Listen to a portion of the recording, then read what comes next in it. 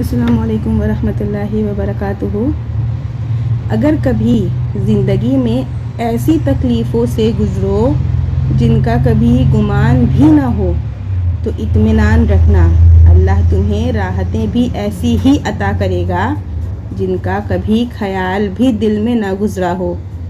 ایک وقت آئے گا جب تم ان دکھوں اور مشکلوں کو سوچ کر مسکراؤ گے جن کی وجہ سے آج تم تکلیف میں ہو۔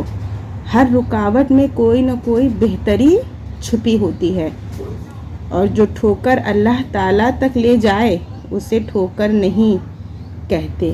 کامل ذہن۔ دکھ اور سکھ وقت کی ایک خوبصورتی ہے کہ یہ کبھی بھی ایک جیسا نہیں رہتا۔ مشکل ہو تو آسانی بھی مل ہی جاتی ہے۔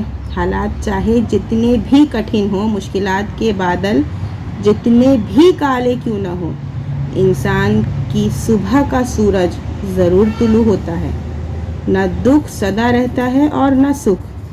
ایسے ہی ناکامی اور کامیابی بھی ہمیشہ کے لیے نہیں ہو۔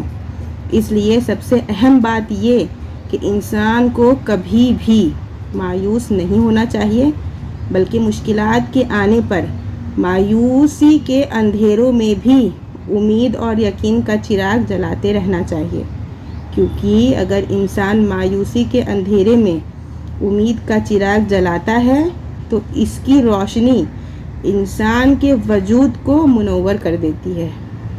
اسی روشنی سے انسان باطنی اور ظاہری طریقے سے مزید مضبوط ہو جاتا ہے۔